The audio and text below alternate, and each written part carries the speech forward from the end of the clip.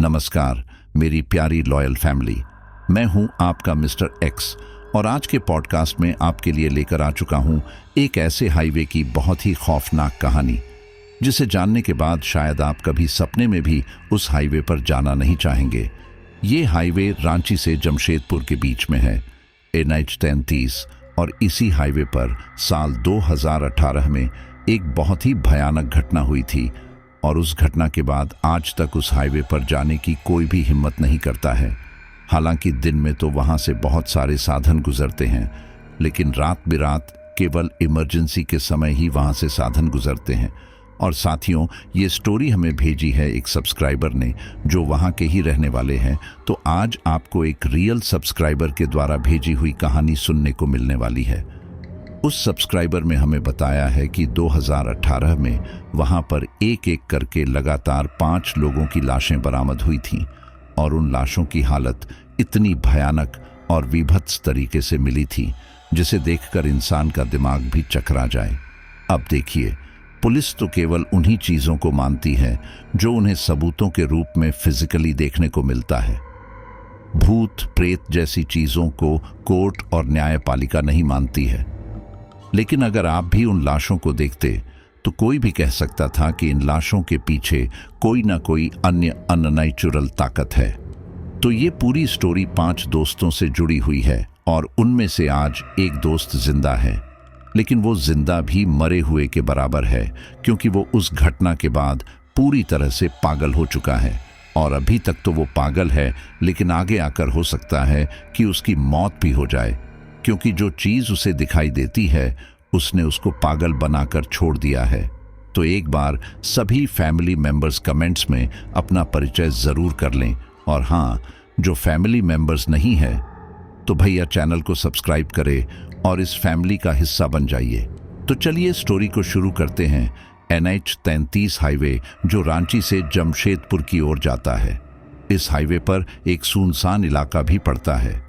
उस सुनसान इलाके में वर्ष 2018 की शुरुआती ठंड में एक सोनू नाम का लड़का अपनी साइकिल से जा रहा था। सुबह के लगभग 5:30 बजे का समय था। सोनू एक कॉलेज स्टूडेंट था, लेकिन पार्ट टाइम में वह अखबार बेचने का काम भी कर लिया करता था। हाईवे से सटकर ही एक काफी बड़ी सोसाइटी भी थी जहां पर सोनू को अखबार डालने जाना होता था। उस सुबह भी सोनू अपने शरीर को पूरी तरह से पैक किए हुए अपनी धुन में साइकिल चला रहा था। अंधेरे में कोहरे की पतली चादर को पार करता हुआ वो मन ही मन कोई गाना गुनगुना रहा था कि तभी उसने अचानक ब्रेक मारा और हैरानी से जमीन पर देखने लगा।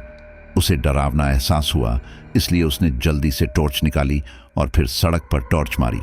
देखा तो वहां पर 2-3 कुत्ते एक लाश को घसीटकर आपस में लड़ रहे थे। लाश खून से लथपथ थी। वो किसी आदमी की लाश थी जिसका एक हाथ गायब था। चेहरा खून से लथपथ था। बदन पर एक भी कपड़ा नहीं था। लाश पर मक्खियां भिनक रही थीं। साथ ही कुत्ते भी उस लाश को नोच रहे थे। सोनू ये दृश्य देखकर घबरा जाता है और हड़बड़ाकर अपनी साइकिल उठाता है और गिरता पड़ता सोसाइटी तक पहुंच जाता है। सोसाइटी के मेन गेट के बाहर चौकीदार बैठा अपनी ड्यूटी कर रहा था। सोनू जब भी सोसाइटी में जाता था तो सबसे पहले चौकीदार को मुस्कुराकर नमस्ते करता था, लेकिन आज सोनू के चेहरे पर एक अजीब डर था। वह साइकिल ठीक से नहीं चला पा रहा था और यह बात चौकीदार नोट कर लेता है। वह तुरंत पूछता है, क्या हुआ सोनू बेटा, घबराए हुए लग रहे हो? सोनू भी घबराकर कहता है, हाँ अंकल जी, मैंने वहां कुछ देखा है। सोनू इशारा करके हाईवे की तरफ कह रहा था कि उसी समय सोसाइटी के गेट से वर्मा जी जॉगिंग के लिए बाहर निकले थे। वर्मा जी ने भी सोनू की घबराहट को सुना और वो भी वहीं रुक गए। वर्मा जी ने सोनू से पूछा, क्या हुआ सोनू, क्या देखा वहां पर? सोनू ने अपनी आंखों देखा। हाल वर्मा जी और चौकीदार को बता दिया। ये सुनने के बाद चौकीदार और वर्मा जी तुरंत हरकत में आए और सोनू के साथ हाईवे की तरफ गए। जब उन्होंने देखा तो वहां सच में एक लाश थी जिसके ऊपर कुत्ते लिपटे पड़े थे। वर्मा जी और चौकीदार ने जैसे तैसे करके उन कुत्तों को लाश से अलग किया। कुत्ते लगातार भौंक रहे थे।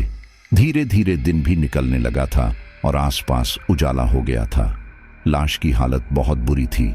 ऐसा लग रहा था कि लगभग 2-4 दिन पुरानी लाश है। लाश में से बदबू भी आने लगी थी, कहीं कहीं तो कीड़े भी पड़ गए थे।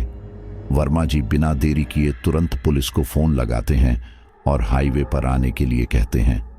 पुलिस को वहां पहुंचने में लगभग 1 घंटा लग जाता है। जब पुलिस वहां पहुंचती है तो जांच पड़ताल करती है। आसपास कोई खास सबूत तो नहीं मिलते, लेकिन जो भी चीज बरामद होती है पुलिस उन्हें संभाल कर रख लेती है। अगले दिन यह खबर अखबार में भी आ जाती है।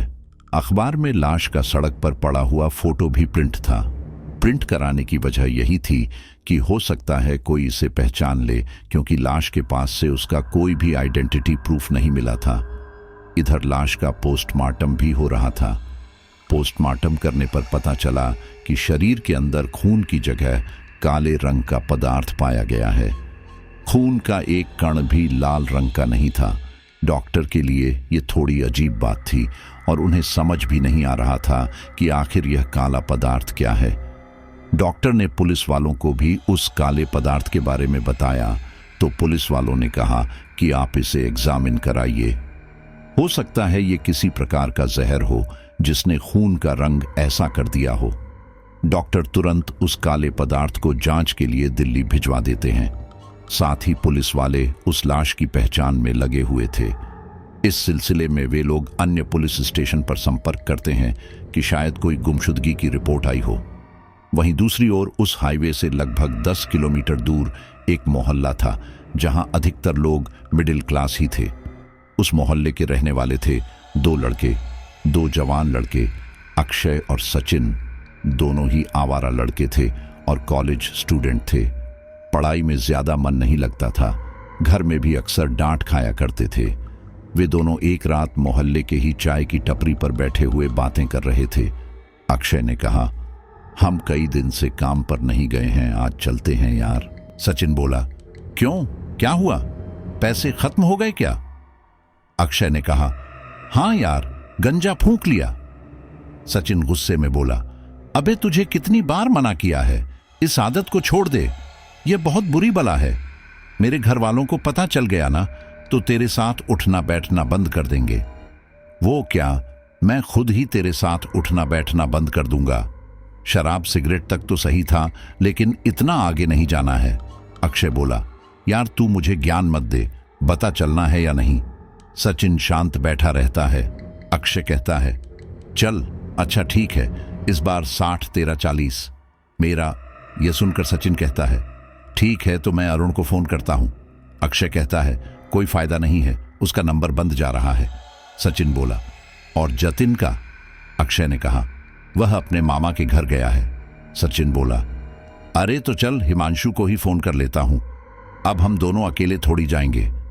अक्षय ने कहा, उसे मैं 3 दिन से फोन मिलाने की कोशिश कर रहा हूं, उसका फोन नहीं लग रहा। सचिन कहता है, अरे बड़ी अजीब बात है, तीनों ही गायब हो गए। अक्षय कहता है, अरे यार उनकी छोड़, तू बता चल रहा है या नहीं। सचिन कहता है, चल चल ठीक है। रात के लगभग 10 बजे का समय हो रहा होगा। वे दोनों उसी हाईवे की तरफ गए जहां कुछ दिन पहले एक व्यक्ति की लाश मिली थी। सचिन और अक्षय सचिन की बाइक से ही उस हाईवे की तरफ जा रहे थे जहां उनका ठिकाना था कि तभी सचिन के नंबर पर एक पुलिस वाले का फोन आता है। वह पुलिस वाला सचिन के ताऊ का जानने वाला था, जिसका नाम अशोक था। सचिन जैसे ही अशोक का नंबर देखता है तुरंत बाइक साइड से लगाता है और थोड़ा टेंशन में आ जाता है। अक्षय पूछता है, क्या हुआ, बाइक क्यों रोक दी? सचिन कहता है, अरे यार उत्तर, 1 मिनट उतर, अशोक सर का फोन है, पता नहीं क्या कह रहे हैं। अशोक के नाम पर अक्षय के चेहरे के भाव भी बदल जाते हैं। उसके चेहरे पर भी खौफ नजर आ रहा था। सचिन तुरंत फोन उठाता है और कहता है, हेलो सर, क्या हालचाल है? अशोक कहता है, वो सब छोड़ो, ये बताओ क्या तुम लोग 3-4 दिन पहले हाईवे की तरफ गए थे? सचिन ने कहा, नहीं सर, हम उधर की तरफ नहीं गए। अशोक ऐंठ कर कहता है, देख सच सच बता, गया था या नहीं? सचिन कहता है, नहीं सर, मैं तो नहीं गया, लेकिन मेरे दोस्त गए हो तो मैं नहीं कह सकता। अशोक कहता है, अच्छा तुझे तेरे दोस्तों को नहीं पता, तुम लोग हमेशा साथ ही तो जाते थे वहां, लोगों को लूटने के लिए। अब तुझे तेरे दोस्तों का ही नहीं पता। सचिन बोला, मैं सच कह रहा हूं, मेरे साथ अक्षय है, आप चाहे तो इससे पूछ सकते हैं। अक्षय इशारे से पूछता है कि क्या हुआ, लेकिन सचिन तुरंत अक्षय को फोन पकड़ा देता है। अशोक अक्षय से भी यही सवाल करता है और अक्षय भी यही जवाब देता है कि उसे नहीं पता कि उनके तीनों दोस्त कहाँ हैं। अक्षय अशोक से पूछता है, सर लेकिन हुआ क्या है, आप कुछ बता सकते हैं? अशोक कहता है, उस हाईवे पर एक लाश मिली है, मुझे लगा कहीं उसे तुमने ही तो नहीं मारा है। कभी लूटपाट करने गए हो और उसे जान से मार दिया हो। उसकी पहचान भी नहीं हो पा रही है और अभी तक कुछ सबूत भी हाथ नहीं लगा। अक्षय यह सुनकर घबरा जाता है और कहता है, सॉरी सर, इस बारे में हम नहीं जानते, हम तो कई दिन से वहां गए ही नहीं। फिर भी अशोक गुस्से में कहता है, देखो, अगर तुम में से किसी का नाम भी आया ना, तो इस बार मेरी कोई गारंटी नहीं होगी। तुम जेल जाओ या फांसी पर चढ़ो, मैं तुम्हें बचाने नहीं आऊंगा। इतना कहकर अशोक फोन काट देता है। अब अक्षय और सचिन दोनों के चेहरे के रंग उड़े हुए थे। अक्षय सचिन को एक मौत के बारे में बताता है जो उस हाईवे पर हुई थी।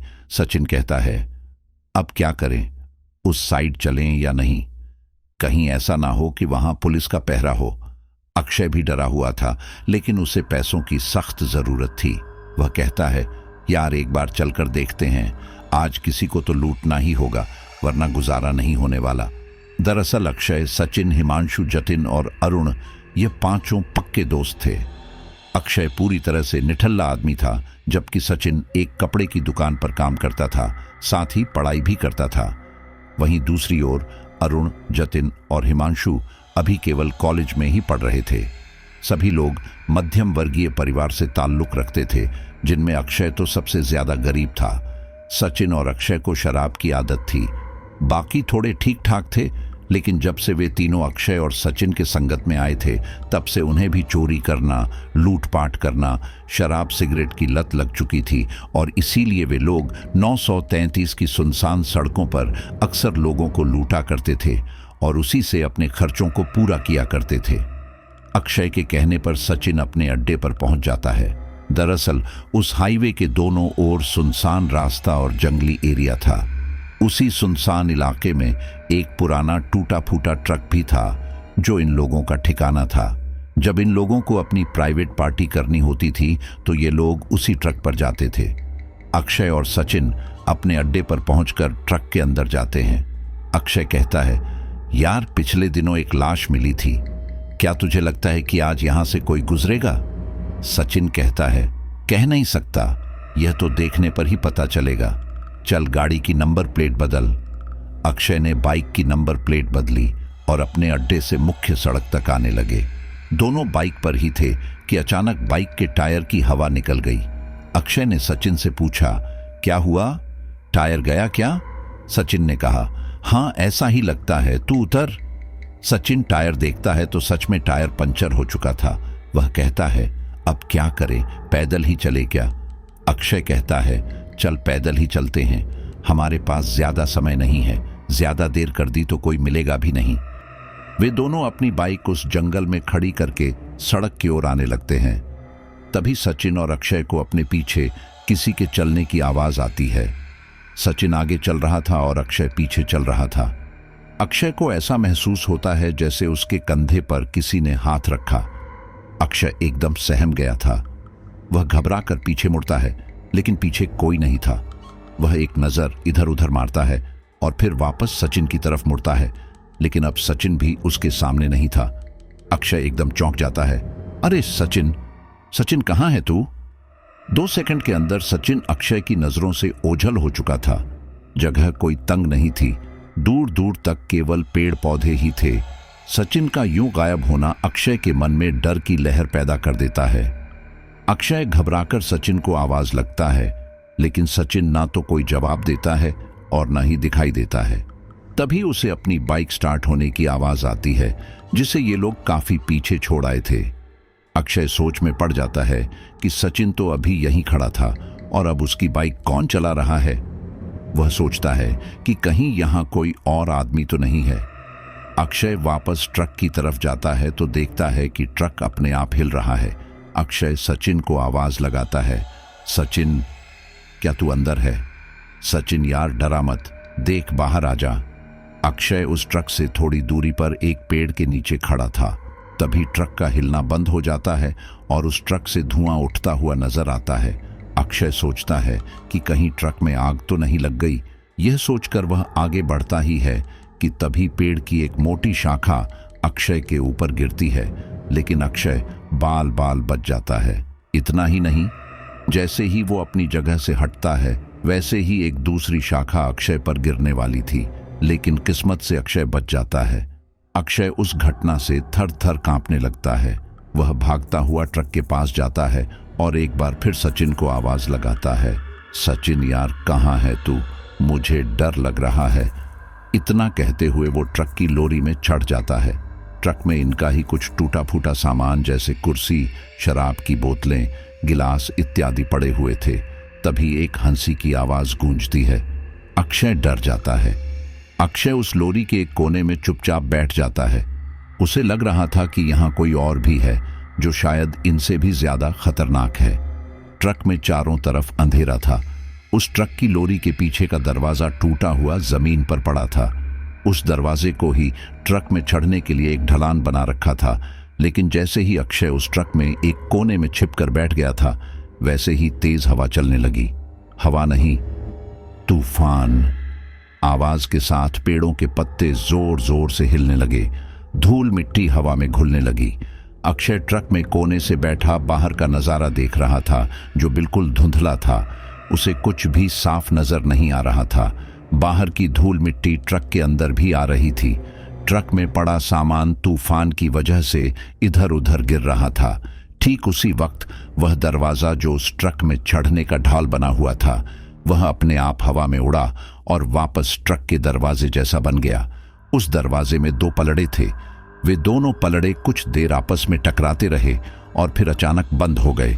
जैसे ही अक्षय को यह एहसास हुआ कि ये दरवाजे अब बंद हो चुके हैं तो वह घबराकर उठा और दरवाजा खोलने की कोशिश की, लेकिन वह दरवाजा नहीं खुल रहा था। अक्षय दरवाजे को लगातार पीट रहा था, लेकिन उसकी पुकार सुनने वाला कोई नहीं था। तभी उसे दरवाजे पर एक रोशनी नजर आई। अक्षय ने तुरंत पीछे पलटकर देखा तो उसके सामने सचिन खड़ा था, जिसकी दोनों आंखें पूरी तरह से सफेद और चमकदार थीं, जैसे किसी बिल्ली की होती है। अक्षय ने कहा, सचिन तू कहां से आया और तू कहां चला गया था? पता है मैं कितना डर गया था। सचिन धीरे धीरे अक्षय के करीब आ रहा था। जैसे जैसे सचिन एक एक कदम बढ़ा रहा था अक्षय को कुछ गड़बड़ लग रही थी। सचिन का चेहरा गुस्से से भरा था। अक्षय ने देखा कि अचानक ट्रक की चार दीवारी अपने आप पिचकने लगी है। ऐसा लग रहा है कि बाहर से कोई हथौड़ा मारकर उसे तोड़ने की कोशिश कर रहा हो। अक्षय को कुछ भी समझ नहीं आ रहा था और अब सचिन भी उसके बहुत करीब आ चुका था। अक्षय ने धीरे से कहा, सचिन तुझे क्या हो गया है? तू ऐसे कैसे चल रहा है? और बस तभी सचिन ने अक्षय की गर्दन पकड़ ली और दबाने लगा। सचिन गुस्से में अपने दांतों को भींच रहा था। सचिन के मुंह से अजीब आवाज आ रही थी। अक्षय खुद को छुड़ाने की भरसक कोशिश कर रहा था, लेकिन सचिन में उस समय न जाने कहां से इतनी ताकत आ गई थी कि वह एक ही हाथ से अक्षय को ऊपर उठाने लगा था। सचिन अक्षय को ऊपर उठाते उठाते ट्रक के दरवाजे पर टिका देता है और उसका गला जोर से दबाने लगता है, लेकिन तभी ट्रक का दरवाजा खुल जाता है और अक्षय नीचे गिर जाता है। सचिन एक बार फिर गुस्से से अक्षय को देख रहा था। अक्षय जमीन पर गिरा हुआ था और ट्रक के ऊपर खड़ा सचिन अभी भी अक्षय को गुस्से से घूर रहा था। अक्षय ने पूछा, भाई तुझे क्या हो गया है? तू मुझे क्यों मार रहा है? तभी सचिन बोला, मैं तुझे नहीं छोड़ूंगी। वो आवाज सचिन की थी ही नहीं, किसी औरत की थी, लेकिन अक्षय की जानी पहचानी आवाज थी। अक्षय हड़बड़ाकर उठने लगा, लेकिन डर के मारे उसके हाथ पैर उसका साथ नहीं दे रहे थे। वह धीरे धीरे खड़े होने की कोशिश कर रहा था, लेकिन बार बार गिरे जा रहा था। तभी सचिन एकदम ट्रक से बाहर कूदा। अक्षय यह देखकर तुरंत भागने लगा। अक्षय मुश्किल से 2-4 कदम ही भागा होगा कि अचानक उसे धक्का लगा और वह मुंह के बल गिर गया। अक्षय को लगा शायद पीछे सचिन ही होगा, उसी ने उसे धक्का दिया होगा, लेकिन नहीं, ऐसा नहीं था। जब अक्षय ने लेटे लेटे ही पीछे मुड़कर देखा तो सचिन वहां नहीं था। अक्षय झटके से खड़ा हुआ और इधर उधर देखने लगा। वह घबराकर कुछ कदम चलता और फिर इधर उधर देखता। तभी उसकी नजर ट्रक पर पड़ती है। ट्रक धीरे धीरे उसकी ओर ही खिसक कर आ रहा था, जबकि ट्रक का आगे का पहिया गायब था। बिना पहिए के ट्रक चल ही नहीं सकता था। ट्रक के आगे के हिस्से पर पहिए की जगह बहुत सारे पत्थर लगे हुए थे। अक्षय हैरानी से उस ट्रक को देखने लगता है। उसे समझ नहीं आ रहा था कि यह टूटा हुआ ट्रक अपने आप उसकी तरफ कैसे आ रहा है। अक्षय एक बार फिर भागना शुरू करता है, लेकिन इस बार वह भाग नहीं पाता, क्योंकि उसके पैर जकड़ चुके थे। वह अपने पैर हिला ही नहीं पा रहा था। वह अपने दोनों हाथों से पैरों को हिलाने की कोशिश करता है, लेकिन नाकाम रहता है। अक्षय बार बार ट्रक की तरफ देख रहा था। ट्रक उसकी तरफ धीरे धीरे बढ़ रहा था। तभी कुछ कदम की दूरी पर ट्रक रुका और फिर ट्रक के पीछे से निकल कर आया सचिन, जो अक्षय को देखकर जोर जोर से हंस रहा था। अक्षय ने पूछा, सचिन तुझे क्या हुआ? तू ऐसा क्यों कर रहा है? तभी सचिन ने कहा, मैं सचिन नहीं हूं, मैं यशोदा हूं। अक्षय ने हैरानी से पूछा, कौन यशोदा? सचिन ने कहा, इतनी जल्दी भूल गया? अक्षय ने कहा, मुझे सच में नहीं पता। कौन यशोदा? अक्षय के ऐसा कहने पर सचिन गुस्से से सांसें भरने लगा। धीरे धीरे उसकी सफेद आंखें लाल होती गई। वह गुर्राने लगा। अक्षय ने कहा, सचिन तू इस तरह की हरकतें क्यों कर रहा है? देख, मुझे डर लग रहा है। चल घर चलते हैं, हमें नहीं करना किसी का शिकार। तभी सचिन कहता है, मुझे करना है शिकार, और वह भी तेरा। यह सुनने के बाद अक्षय की आंखें चौड़ी होने लगती हैं। वह हकलाते हुए कहता है, तू क्या बात कर रहा है? लगता है तू पागल हो गया है। चल घर चलते हैं। अक्षय सब कुछ समझ चुका था कि यह सचिन नहीं बोल रहा, बल्कि सचिन के अंदर एक अन्य आत्मा बोल रही है। लेकिन फिर भी अक्षय अपने ऊपर डर को हावी नहीं करना चाहता था, इसीलिए वह बार बार सचिन की बातों को काट रहा था और उसे यह एहसास दिला रहा था कि जैसे उसे पता ही नहीं है कि वह कौन है। सचिन गुस्से में बोलता है, लगता है तुझे अच्छे से याद दिलाना पड़ेगा कि मैं कौन हूं। इतना कहते ही उस जंगली इलाके में चूड़ियों की आवाज खनकने लगती है। चूड़ियों की आवाज भी अक्षय के लिए जानी पहचानी थी। जैसे ही वह चूड़ियों की आवाज सुनता है, वैसे ही अब उसका डर दुगना हो जाता है। फिर घड़ी की टिक टिक की आवाज आने लगती है। सचिन कहता है, बता, क्या अब भी याद नहीं आया? अक्षय चुप था। वह धीरे धीरे एक एक कदम पीछे कर रहा था, क्योंकि वह वहां से भागना चाहता था। सचिन अक्षय की इस हरकत से वाकिफ हो गया और एकदम चिल्ला उठा। सचिन की चीख सुनकर अक्षय अपनी जगह पर ही जम गया। अक्षय शांत खड़ा हो गया। तभी सचिन गुस्से से ट्रक के पास गया, जहां पर ट्रक के टूटे फूटे पुर्जे पड़े हुए थे। उन्हीं में से एक जंग लगा हुआ लोहा था। वो दरवाजे का ही टुकड़ा था। सचिन ने एक एक करके अपने कपड़े उतारने शुरू कर दिए। अक्षय सचिन से कहता है, सचिन यह क्या कर रहा है तू? ठंड हो रही है, कपड़े पहन ले। लेकिन सचिन अक्षय की कहां सुनने वाला था। वह कपड़े उतारते हुए तेज तेज हंस रहा था। फिर उसने लोहे का टुकड़ा उठाया और अपने शरीर पर जख्म देने लगा। उसने लोहे के टुकड़े से अपने सीने पर वार किया, अपने हाथों पर वार किए। कुछ ही देर में सचिन का पूरा शरीर खून से भीगने लगा। अक्षय चिल्लाता रहा, सचिन ये क्या कर रहा है? वह लोहा फेंक दे। लेकिन सचिन लगातार अपने आप को चोट पहुंचा रहा था। अक्षय जल्दी से सचिन के पास जाता है ताकि उसे बचा सके, लेकिन सचिन तुरंत उस लोहे के टुकड़े से अक्षय पर भी वार कर देता है। वह अक्षय के कंधे पर लोहे का टुकड़ा मार देता है। अक्षय के भी तुरंत खून निकलने लगता है। सचिन की इस हरकत से अक्षय सतर्क हो जाता है और सचिन से दूर हो जाता है। सचिन हंसते हुए कहता है, मैं तुम में से किसी को नहीं छोड़ूंगी, सबको मार दूंगी। अक्षय समझ चुका था कि यह सचिन नहीं है, बल्कि सचिन के अंदर यशोदा की आत्मा है। सचिन लोहे से अपने शरीर पर वार कर रहा था और हंसे जा रहा था। फिर एक पल ऐसा आया कि सचिन बुरी तरह चिल्लाने लगा, जैसे उसे दर्द हो रहा हो। इलाके में चल रही हवाएं और तेज हो गई। धूल मिट्टी उड़कर सचिन के शरीर पर लगने लगी। सचिन दर्द से कराहते कराहते जमीन पर गिरकर तड़पने लगा। तभी जमीन से बहुत सारे सूखे पत्ते उड़कर आए और उसने सचिन को ढक दिया। कुछ ही पलों में सब कुछ थम गया। न वहां हवा चल रही थी और न पत्ते उड़ रहे थे। अक्षय को लगा कि शायद सब कुछ सामान्य हो गया है, इसलिए वह सचिन के पास गया। उसने एक एक करके पत्ते हटाने शुरू किए, लेकिन जैसे ही उसने पत्ते हटाए तो उसके सामने सचिन नहीं बल्कि यशोदा थी, जिसकी आंखें बहुत ही डरावनी थीं। चेहरे पर कई कट के निशान थे और उनसे खून बह रहा था। यशोदा के चेहरे पर मुस्कान थी। यशोदा तुरंत उठकर बैठ जाती है। अक्षय यशोदा को देखकर उल्टे पास भागने लगता है। अब वह सचिन के चक्कर में नहीं पड़ता, बल्कि अपनी जान बचाने के लिए मुख्य सड़क तक जाने लगता है। वह मन ही मन भगवान को याद कर रहा था और भागे जा रहा था। अक्षय बार बार पीछे पलटकर भी देख रहा था और इसी दौरान उसकी टक्कर एक और लड़की से हो जाती है। उसकी हालत भी यशोदा के जैसे ही थी। शरीर के कपड़े फटे हुए थे, शरीर पर जगह जगह खून निकल रहा था, बाल बिखरे पड़े थे। अक्षय उस लड़की को देखकर घबरा जाता है। वह लड़की हंसने लगती है। जब अक्षय पीछे देखता है तो यशोदा उसके पीछे थी और आगे वह लड़की जिसका नाम साक्षी था। अक्षय हकलाते हुए कहता है, तुम? साक्षी कहती है, हाँ हम, चलो अपने अड्डे पर चलते हैं। इतना कहकर साक्षी और यशोदा दोनों हंसने लगते हैं, लेकिन अक्षय की हालत खराब होती है। अब वह दूसरी तरफ भागने लगता है। इस बार वो पीछे नहीं देखता, वह बस भाग रहा था। भागते भागते वह मुख्य सड़क तक आ जाता है।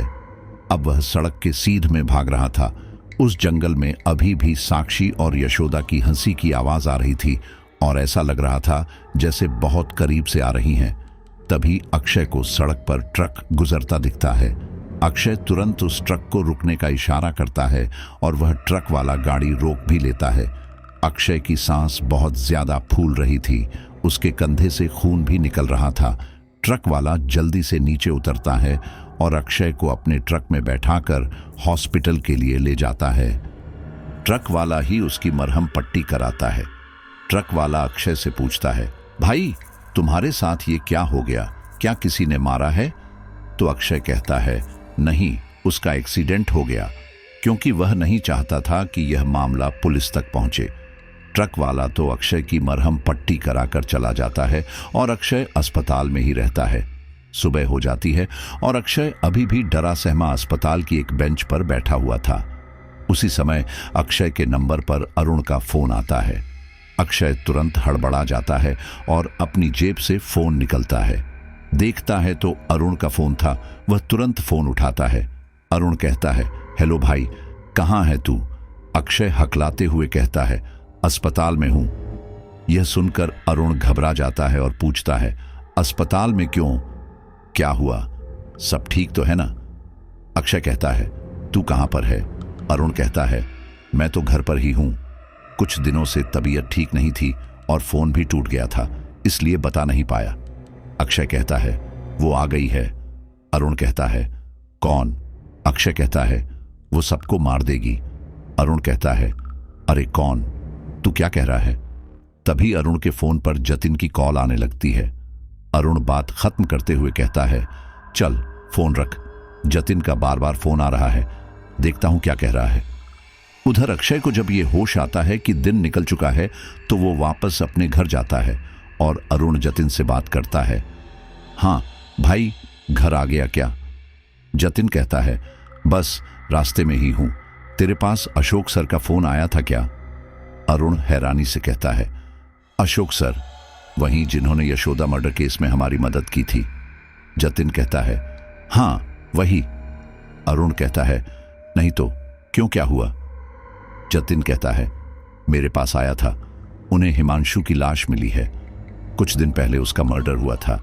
एक न्यूज़पेपर वाले ने उसकी लाश को देखा था। लाश पहचान में नहीं आ रही थी, लेकिन अब शिनाख्त हो चुकी है। अरुण ये खबर सुनकर चौंक जाता है और हैरानी से कहता है, क्या अपना हिमांशु? जतिन कहता है, हाँ, मुझे पुलिस का फोन आया था, उन्होंने ही बताया और सारे दोस्तों को भी बुलाया है, इसलिए तुझे फोन किया। चल, मैं अक्षय और सचिन को भी फोन कर देता हूं।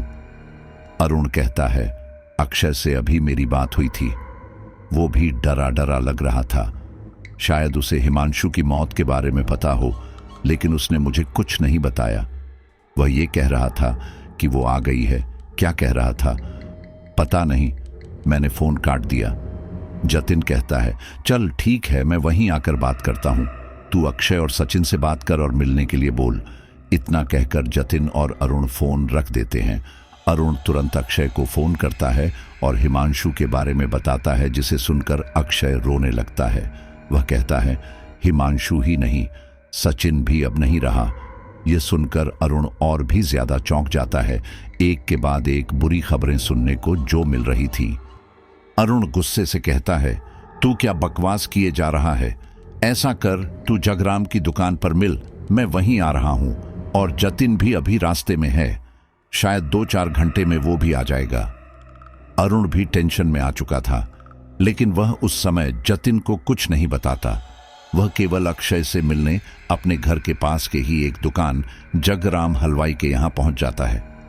लगभग आधे घंटे बाद अक्षय भी वहां पहुंच जाता है। अक्षय के चेहरे पर खौफ साफ नजर आ रहा था। ऐसा लग रहा था कि वह बहुत ज्यादा परेशान है।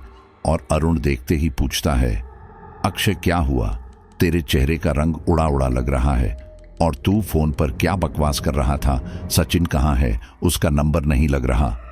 अक्षर रहस्यमय तरीके से कहता है, अब कभी नहीं लगेगा, वो इस दुनिया में नहीं है। इतना कहते कहते अक्षय की आंखों में आंसू आ जाते हैं और अरुण हैरानी से कहता है, तू होश में तो है? क्या हुआ उसे? बता मुझे। अक्षय रात की सारी कहानी अरुण को बता देता है, लेकिन अरुण को यकीन ही नहीं आता कि क्या कोई आत्मा या भूत किसी को मार सकता है। अरुण कहता है, अबे तेरा दिमाग तो ठीक है। तू कह रहा है कि सचिन को किसी भूत ने मारा है, और वह भी यशोदा की भूत ने। अक्षय रोते हुए कहता है, मैं सच कह रहा हूं। अगर तुझे यकीन नहीं है तो जा, अपने अड्डे पर चले जा, उसकी लाश तुझे वहीं मिलेगी। हिमांशु पहले ही मर चुका था, और अब सचिन की खबर। अरुण को भी डर लग रहा था, लेकिन वह जाहिर नहीं होने दे रहा था, इसलिए वह जतिन का इंतजार करता है। शाम तक जतिन भी आ जाता है। अरुण जतिन को अक्षय की सारी बातें बताता है, जिसे सुनकर जतिन को भी यकीन नहीं होता। रात का वक्त था, वे तीनों और उनके घर पर थे। जतिन अक्षय के सामने ही उसे कहता है, कहीं ऐसा तो नहीं कि तूने ही सचिन को मार दिया हो और हिमांशु को भी, क्योंकि सबसे ज्यादा पैसों की तुझे ही लगी रहती है और लोगों पर बुरी तरह हमला भी तू ही करता है। अक्षय गुस्से में कहता है, तेरा दिमाग तो ठीक है, मैं भला क्यों मारूंगा? हिमांशु से तो मेरी कई दिन से बात ही नहीं हुई। यशोदा वाले कांड के बाद हम लोगों ने एक दूसरे से मिलना भी कम कर दिया था। अरुण कहता है, क्या हमें यह बात अशोक सर को बतानी चाहिए? पिछली बार उन्होंने हमारी मदद की थी। जतिन कहता है, कोई फायदा नहीं, वह हिमांशु का कातिल भी हमें ही मान रहे हैं। उन्होंने मुझे फोन पर ही काफी हड़काया था। तभी अक्षय कहता है, हाँ जतिन सही कह रहा है, कल रात हमारे पास भी फोन आया था। जब हम हाईवे की तरफ जा रहे थे, तब उन्होंने हमें बताया था कि उन्हें किसी की लाश मिली है, लेकिन उन्हें यह नहीं पता था कि वह किसकी है, और शायद अब पता चल चुका है, इसलिए उन्होंने जतिन को फोन किया। उन्हें भी हम पर ही शक है, और अगर हमने सचिन के बारे में बताया तो कहीं वो फिर से हम पर ही शक ना करें। अरुण कहता है, अरे यार, वह हम पर शक क्यों करेंगे? पिछली बार उन्होंने हमारा साथ दिया था, इस बार तो हमारी कोई गलती भी नहीं है। जतिन अक्षय पर ही शक कर रहा था। दरअसल हुआ कुछ यूं था कि कुछ दिन पहले इन पांचों ने हाईवे पर एक कार को अपना निशाना बनाया था। उस कार में अखिलेश नाम का एक व्यक्ति अपनी पत्नी यशोदा और यशोदा की बहन साक्षी के साथ कहलगांव की ओर जा रहा था। तभी NH-33 हाईवे के एक सुनसान इलाके पर, जहां इन 5 दोस्तों ने अपना डेरा डाल रखा था, अखिलेश की कार को निशाना बनाया। सचिन और अक्षय बाइक पर बैठे सड़क के किनारे किसी वाहन का इंतजार कर रहे थे, जबकि जतिन, अरुण और हिमांशु सड़क के दूसरी ओर हाथों में हथियार लिए खड़े थे। सचिन और अक्षय ने जैसे ही देखा कि एक कार उनकी ओर आ रही है, वे तुरंत अपनी बाइक से उतरकर बाइक को पैदल धक्का मारने लगे। अखिलेश ने देखा कि 2 लोग इतनी रात में परेशान होते हुए बाइक को धक्का मार रहे हैं, इसीलिए उसने मदद के इरादे से अपनी कार रोकी और कार से नीचे उतरकर सचिन और अक्षय से मदद के लिए पूछा। अखिलेश उस समय सचिन और अक्षय से बात कर रहा था कि तभी जतिन, अरुण और हिमांशु सड़क के दूसरी तरफ से हाथ में चाकू लिए कार में बैठी यशोदा और साक्षी के पास आ गए।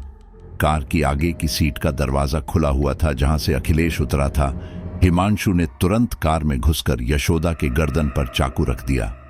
पीछे की सीट की खिड़की तोड़ जतिन और अरुण ने साक्षी को घेर लिया। वहीं अक्षय और सचिन ने अखिलेश को पकड़ लिया। सचिन अखिलेश के दोनों हाथ पीछे करके खड़ा हो जाता है और अक्षय को चाकू दिखाते हुए कहता है, जो भी सामान है सब दे दे। अखिलेश के पास उस समय कुछ नहीं था, थोड़ा बहुत कैश था और एक सोने की चेन भी थी। अखिलेश सब कुछ चुपचाप दे देता है, लेकिन यशोदा अपने जेवर नहीं उतार रही थी, जबकि उसने काफी गहने पहन रखे थे। लेकिन तभी हिमांशु की नजर यशोदा और साक्षी पर खराब हो गई और वो उल्टी सीधी बातें करने लगे। जतिन भी यशोदा को छेड़ने लगा, लेकिन अक्षय ने कहा, ज्यादा बातें मत कर जतिन, गहने ले और चल यहां से।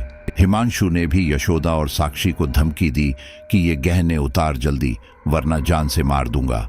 यशोदा डरी सहमी बैठी रही, लेकिन गहने नहीं उतारे और तभी जतिन ने साक्षी को पकड़कर बाहर निकाल लिया और बोला, आज ये नहीं बचेगी, चल इसे अपने अड्डे पर लेकर। इतना कहकर वो साक्षी के साथ और भी बदतमीजी करने लगा।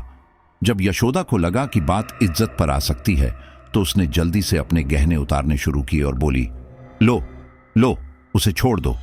यशोदा का डरा हुआ चेहरा देख सभी दोस्त हंसने लगे। तभी अक्षय की नजर यशोदा के हाथ की घड़ी पर पड़ी। वह बोला, यह घड़ी कौन उतरेगा, चल इसे भी उतार। यशोदा बोली, लेकिन यह घड़ी सोने की नहीं है, इसका ज्यादा दाम नहीं है। तभी अक्षय वह बोला, तुझसे जितना कहा है उतना कर, चाहे ये कौड़ियों की हो, तू इसे उतार और निकल यहां से। यशोदा ने कहा, यह घड़ी मत लो, यह मेरी मां की आखिरी निशानी है, मैं इसे नहीं दे सकती। मैंने तुम्हें सारे जेवर दे तो दिए। तभी उस हाईवे पर सामने की ओर से एक ट्रक आता हुआ नजर आया।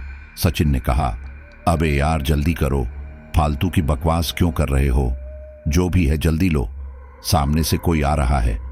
जतिन भी चिल्लाकर कहता है, अरे यार घड़ी छोड़ और बाहर आ। लेकिन हिमांशु और अक्षय यशोदा के हाथ से घड़ी छीनने लगते हैं। फिर यशोदा भी हाथापाई करने लगती है। वो हिमांशु के 2-3 थप्पड़ जड़ देती है। यह देखकर उसके सारे दोस्तों को गुस्सा आ जाता है। उधर बेचारा अखिलेश भी यशोदा की मदद करना चाह रहा था, लेकिन सचिन ने उसे पकड़ रखा था। सामने से ट्रक आता देख हिमांशु कहता है, अरुण यह लोग ऐसे नहीं मानेंगे, अपने अड्डे पर ही लेकर चल। इतना कहकर जतिन साक्षी को घसीटते हुए हाईवे के किनारे जंगलों के अंदर ले जाने लगता है। सचिन और अक्षय भी अखिलेश को अपनी बाइक पर बैठाते हैं और अंदर जाने लगते हैं। इधर हिमांशु और अरुण दोनों यशोदा को पकड़कर ले जाते हैं। ये लोग कुछ ही कदम बढ़े थे कि उनके सामने से ट्रक गुजर गया, लेकिन ये लोग नहीं रुके। ये लोग अपने अड्डे पर पहुंच गए। वहां जाकर सभी दोस्तों ने अखिलेश, उसकी पत्नी यशोदा और साक्षी तीनों को बहुत मारा। हाईवे पर जाने से पहले सभी दोस्तों ने मिलकर शराब पी थी, इसलिए वहां पर थोड़ी बहुत शराब बची हुई थी। सबको मारने के बाद उन पांचों ने दोबारा शराब पी। अखिलेश को तो बहुत ही बुरी तरह मारा था। वह लगभग मर ही चुका था, लेकिन यशोदा अभी भी होश में थी। जब वह देखती है कि सभी लोग शराब पीने में व्यस्त हैं, तो वह वहां से भागने की सोचती है। वह उठकर चुपचाप वहां से निकल ही रही थी कि तभी हिमांशु की नजर यशोदा पर पड़ जाती है और वह यशोदा को पकड़कर ले आता है। एक बार फिर ये लोग यशोदा को मारते हैं और फिर हिमांशु गुस्से में कहता है, यार अब इन्हें खुला छोड़ना सही नहीं है, इसीलिए हमें इन्हें मार ही देना चाहिए। वैसे भी इन सब ने हमें अच्छी तरह पहचान लिया है। तभी जतिन कहता है, हाँ हाँ क्यों नहीं, लेकिन पहले थोड़ा प्यार तो कर ले। वैसे भी कई दिनों बाद लड़कियां हाथ लगी हैं, इन्हें इतनी आसानी से कैसे जाने दे। इतना कहकर जतिन यशोदा को ट्रक के पीछे ले जाता है और उसके साथ दुष्कर्म करता है। स्विंगल केवल जतिन बल्कि उसके सारे दोस्त यशोदा और साक्षी के साथ दुष्कर्म करते हैं और फिर उन्हें बेरहमी से मार देते हैं। यशोदा की वो आखिरी सांसें थी जब अक्षय उसके हाथ से उसकी मां की घड़ी उतार रहा था। अपने आखिरी वक्त में भी यशोदा बार बार यही कह रही थी कि घड़ी मत लो, लेकिन अक्षय ने उस चंद पैसों की घड़ी को भी नहीं छोड़ा। फिर उसके बाद वे लोग तीनों की लाशों को अपने अड्डे से दूर एक नहर में फेंक आते हैं। सभी दोस्तों ने सोचा था कि शायद वह नहर एक बेकार नहर है, वहां कोई आता जाता नहीं होगा, लेकिन अगले दिन ही वहां पर सरकारी काम शुरू होने वाला था, जिस वजह से वे तीनों लाश लोगों की नजरों में आ गई।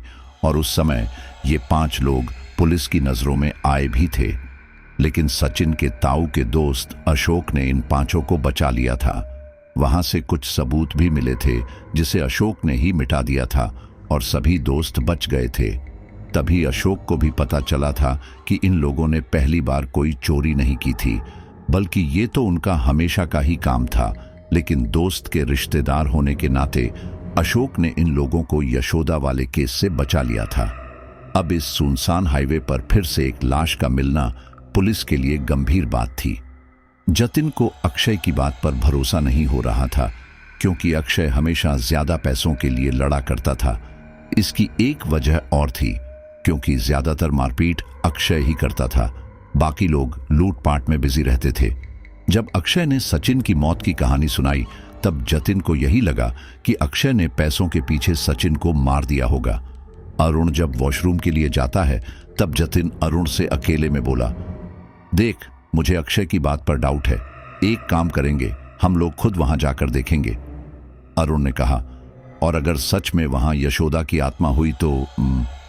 जतिन ने कहा, अरे ऐसा कुछ नहीं होगा, देखो ना हो, अक्षय ने ही सचिन को मारा होगा, वहां पर इसके खिलाफ सबूत जरूर होगा।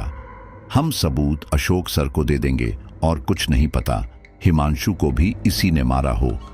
अगर हम अभी भी इसके साथ रहे तो इसके साथ हम भी फंसेंगे, और तू अच्छे से जानता है तूने या मैंने कुछ नहीं किया है। एक काम करते हैं, अशोक सर को भी वही बुला लेते हैं। अरुण कहता है, लेकिन यार अगर अक्षय ने सचिन को मारा होता तो हमें उसके मरने की जगह क्यों बताता? वो पागल थोड़ी ना है। जतिन ने कहा, वो पागल नहीं है, वह शातिर है। पागल तो वह पैसों के पीछे है, नशे के लिए कुछ भी कर सकता है। सचिन की बात इसलिए बता रहा है क्योंकि रात सचिन और अक्षय साथ थे। ये बात अशोक अच्छे से जानता है, इसलिए अक्षय अपनी सफाई पेश कर रहा था। हमारे पास अभी भी समय है, चल अभी चलते हैं। जैसे ही अरुण वॉशरूम से बाहर निकल कर आता है तो अरुण कहता है, अक्षय, तेरी हालत ठीक नहीं लग रही है, तू घर जाकर आराम कर। अक्षय कहता है, नहीं, मैं अकेला नहीं रहूंगा, मुझे डर लग रहा है। तुम लोग अड्डे पर जाने के लिए कह रहे हो, मैंने तुम्हारी बातें सुन ली है, तुमको मेरी बात पर यकीन नहीं है ना? तो चलो, मैं खुद तुम्हारे साथ जाऊंगा। तुम्हें लगता है कि सचिन को मैंने मारा है, लेकिन मैंने नहीं मारा। जब तुम वहां जाओगे तो तुम्हें खुद ही पता चल जाएगा। अक्षय के मुंह से अपना सच सुनने के बाद अरुण और जतिन सिर नीचे कर लेते हैं, लेकिन जतिन को अक्षय की बात पर बिल्कुल भी भरोसा नहीं था। वह कहता है, ठीक है, तू हमें वहां लेकर चल। अक्षय कहता है, ठीक है, लेकिन तुम लोग अशोक सर को भी कुछ मत बताना। जतिन हाँ में सिर हिला देता है और फिर वे लोग जतिन की बाइक से हाईवे के सुनसान इलाके की तरफ निकल जाते हैं। लेकिन इसी बीच जतिन अशोक सर को मैसेज करके उस हाईवे पर बुला लेता है। जैसे ही ये लोग मेन हाईवे पर पहुंचते हैं तो उन्हें सचिन सड़क किनारे एक पत्थर पर बैठा हुआ नजर आता है। उसे देखकर जतिन तुरंत बाइक रोकता है। अक्षय की नजर जब सचिन पर पड़ती है तो चौंक जाता है। अरुण कहता है, सचिन, तू यहाँ क्या कर रहा है? अरुण बाइक पर सबसे पीछे बैठा था। वो उतरकर सचिन के पास जाने लगता है, लेकिन अक्षय अरुण को रोकता है। अरुण, रुक, उसके पास मत जा। अरुण गुस्से से कहता है, अक्षय, अब तू चुप रह, तू पागल हो गया। फिर अक्षय और जतिन भी बाइक से उतर जाते हैं। जतिन भी बेपरवाह होकर सचिन के पास जाता है। अक्षय उसे भी रोकता है, लेकिन जतिन और अरुण दोनों अक्षय पर ही गुस्सा करने लगते हैं। अरुण कहता है, देख, अक्षय तेरे बारे में उल्टी सीधी बातें कह रहा था। जतिन भी अक्षय की तरफ देखते हुए कहता है, तू तो कह रहा था कि सचिन मर चुका है, ये देख हमारे सामने जीता जागता सचिन ही है या नहीं। इतना कहकर जतिन हंसने लगता है। अरुण सचिन से पूछता है, लेकिन यार तू इतनी रात यहां क्या कर रहा है और तेरा नंबर भी नहीं लग रहा था। सचिन कहता है, मेरे फोन की बैटरी खत्म हो गई है और मुझे यहां पर अक्षय ने ही बुलाया है। जतिन और अरुण हैरानी से अक्षय की ओर देखते हैं, लेकिन अक्षय कहता है, मैंने नहीं तो। सचिन तू तो मर चुका था। सचिन कहता है, अक्षय अब मजाक खत्म करो। अक्षय कहता है, मैं मजाक नहीं कर रहा, ये सचिन नहीं है। तभी सचिन कहता है, यार तुम लोग अक्षय की बातों में मत आओ, मुझे इसी ने यहां पर बुलाया है क्योंकि इसे आज यहां शिकार करना था। अक्षय हैरान था और वह अच्छी तरह जानता था कि सचिन मर चुका है। ये सचिन नहीं यशोदा है, लेकिन उसकी बात का कोई भी विश्वास नहीं कर रहा था। जतिन कहता है, लेकिन यार सचिन, हम आज किसी को निशाना नहीं बनाएंगे। क्या तुम्हें हिमांशु की मौत के बारे में नहीं पता? उसे भी किसी ने मार दिया है। सचिन कहता है, क्या सच में? तभी जतिन को याद आता है कि उसने अशोक को फोन करके यहां बुला लिया था, जबकि यहां तो मामला कुछ और निकला। अब वह सोचता है कि उसने अशोक को मैसेज करके बहुत गलती कर दी, लेकिन वह क्या करता। जतिन ये सब सोच रहा था कि तभी सचिन जोर जोर से हंसने लगता है। उसकी हंसी सभी दोस्तों का ध्यान अपनी ओर आकर्षित करती है। अरुण कहता है, सचिन क्या हुआ, इतना क्यों हंस रहा है? क्या तुझे हिमांशु की मौत का गम नहीं है जो तू खुशी मना रहा है? लेकिन सचिन हंसे ही जा रहा था। जतिन कहता है, सचिन क्या हुआ, तू हंस क्यों रहा है? अक्षय के चेहरे पर अभी भी खौफ था। तभी सचिन अपनी हंसी रोकता है, फिर धीरे धीरे सचिन का चेहरा काला पड़ने लगता है। अरुण और जतिन सचिन को हैरानी से देखने लगते हैं। अक्षय घबरा कर कहता है, देखो मैं कह रहा था ना कि यह सचिन नहीं है, ये अपना रंग बदल रहा है और कुछ ही देर में यशोदा में बदल जाएगा। मैं अभी भी कहता हूं, वक्त है, यहां से चलो। लेकिन जतिन और अरुण बहुत ज्यादा हैरान थे। उन्हें अक्षय की बात सुनाई ही नहीं दी, लेकिन जैसे ही धीरे धीरे सचिन का रंग काला पड़ता गया, वह खूंखार सा दिखने लगा। उसकी आंखों से खून निकलने लगा।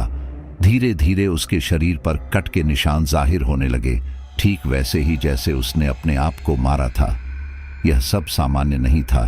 जतिन और अरुण भी समझ गए कि अक्षय सच कह रहा था। जतिन कहता है, जल्दी निकलो यहां से। जतिन अपनी बाइक स्टार्ट करता है, लेकिन बाइक स्टार्ट नहीं होती। सचिन धीरे धीरे उनकी तरफ आता है और कहता है, इतनी जल्दी कहां जा रहे हो? क्या किसी को लूटना नहीं है? जतिन सचिन को धक्का देने की कोशिश करता है, लेकिन सचिन की पकड़ मजबूत थी। अरुण भी सचिन को धक्का देने की कोशिश करता है, लेकिन कुछ नहीं होता। और ठीक उसी वक्त एक बार फिर तूफान आने लगता है। चारों तरफ तेज हवाएं चलने लगती हैं। पेड़ इस तरह से हिल रहे थे जैसे अब गिर जाएंगे। धूल भरी आंधी सबकी आंखों को अंधा कर रही थी। तीनों दोस्तों ने धूल से बचने के लिए अपनी आंखें बंद कर ली, और फिर जब अरुण और अक्षय ने अपनी आंख खोली तो देखा वहां पर ना तो जतिन था और ना ही सचिन।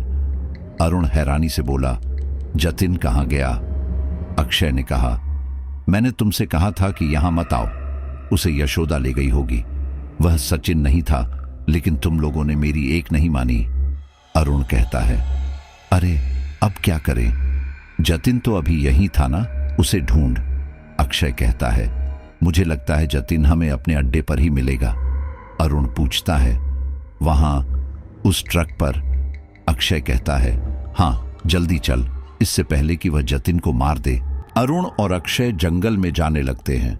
दोनों आगे पीछे होकर भाग रहे थे। कभी अरुण आगे निकल जाता तो कभी अक्षय। इसी दौरान अक्षय अचानक हवा में उड़ने लगा। जैसे ही उसका शरीर ऊपर की तरफ हवा में उछला, वह चिल्लाया। अरुण ने पीछे पलटकर देखा तो अक्षय हवा में लटका हुआ था और अपने हाथ पैर मार रहा था। अरुण कहता है, अक्षय ये कैसे हुआ? अक्षय ने कहा, मुझे नहीं पता, मुझे नीचे उतार। और तभी अक्षय एक ही झटके में जमीन पर गिर गया। अरुण भागता हुआ अक्षय को उठाने लगा कि तभी चूड़ियों की आवाज खनकने लगी। साथ ही कानों में घड़ी की टिक टिक की आवाज भी आने लगी। अरुण ने जैसे जैसे करके अक्षय को सहारा देकर खड़ा किया और फिर भागने लगा। धीरे धीरे चूड़ियों की ओर घड़ी की आवाज तेज होती गई, इतनी तेज कि दोनों के कान परेशान हो गए और दोनों ने अपने कानों पर हाथ रख लिए।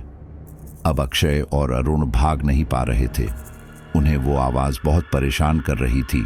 वे लोग एक जगह पर खड़े हो गए। अक्षय ने अरुण को वापस चलने का इशारा किया, लेकिन अरुण जतिन को लेकर वापस जाना चाहता था, इसीलिए वह अपने अड्डे की ओर ही बढ़ा। अब अक्षय को भी उसके पीछे आना पड़ा। धीरे धीरे वो आवाज कम हो गई। जब वे लोग अपने ट्रक के पास पहुंचे तब उन्होंने देखा कि जतिन एक पेड़ पर उल्टा लटका हुआ है और उसके शरीर पर एक भी कपड़ा नहीं है। अरुण घबराता हुआ जतिन के पास पहुंचा। उसने जतिन को हिलाया, लेकिन जतिन मर चुका था। वह जतिन की गर्दन को पकड़कर रो रहा था कि तभी जतिन ने अपनी आंखें खोली और अरुण को पकड़ लिया। जतिन अरुण का गला दबाने लगा। फिर वातावरण में एक हंसी की आवाज गूंजी जो बहुत ही डरावनी थी। अरुण ने कहा, जतिन छोड़ मुझे। क्या कर रहा है, छोड़। तभी ट्रक से यशोदा की आत्मा उतर कर आई। जब अरुण की नजर यशोदा पर पड़ी तो वह हैरान रह गया। वह मदद की गुहार लगा रहा था, लेकिन उस समय यशोदा सबसे ज्यादा शक्तिशाली थी। जैसे ही अरुण ने अक्षय की तरफ उम्मीद भरी नजरों से देखा, वैसे ही यशोदा ने अपनी अदृश्य शक्ति से अक्षय को अपनी ओर खींच लिया और उसका सर सीधे ट्रक पर जा लगा। जतिन ने अब अरुण का गला छोड़ दिया था। अरुण ने अपने आप को संभाला और वह वहां से भागने लगा। तभी अक्षय ने कहा, अरुण मेरे लिए रुक। अरुण रुका। उसने देखा कि वह ट्रक अपने आप चलने लगा है। वह खुद भी हैरान रह गया कि बिना पहिए का ट्रक भला कैसे चल सकता है। अक्षय अरुण की तरफ आ ही रहा था कि तभी ट्रक ने अक्षय को कुचल दिया। ये देखकर अरुण बुरी तरह घबरा गया। उसने वहां से भागना शुरू किया। तभी उसकी टक्कर अशोक से हो गई, जो उसी समय अपनी बाइक से ही जंगल के अंदर पहुंचा था। अरुण की हालत देखकर अशोक भी घबरा गया और पूछने लगा कि आखिर यह सब क्या हुआ है। अरुण कुछ बताने ही वाला था कि तभी अरुण ने साइड में अपनी जो बाइक स्टार्ट की थी वह अपने आप चलने लगी। अशोक ये देखकर घबरा गया। फिर उसकी नजर सामने खड़ी यशोदा पर गई। अब अशोक को सारा मामला समझते हुए देर नहीं लगी। उसने देखा कि जतिन पेड़ पर उल्टा लटका हुआ है और अक्षय दिखाई नहीं दे रहा है। अशोक ने पूछा, यह सब क्या है? अरुण ने कहा, सर पहले आप यहां से चलिए, फिर बताता हूं। अशोक की भी हालत खराब हो गई थी। ये दोनों वहां से भागने लगे। वो ट्रक भी उनके पीछे ही आ रहा था। तभी अशोक की नजर अक्षय की लाश पर पड़ी, जो पूरी तरह कुचल चुकी थी। अरुण अशोक को चलते चलते कहानी बता रहा था कि आखिर उनके साथ अब तक क्या हुआ। वह पूरी बात भी नहीं बता पाया था कि अशोक भी हवा में ऊपर उठ गया। जैसे ही अरुण ने अशोक को हवा में उड़ता हुआ देखा, वह भी घबरा गया, लेकिन इस बार उसने वहां रुकना सही नहीं समझा और वहां से तुरंत भागा। वह भागे जा रहा था और पीछे पलटकर देख रहा था।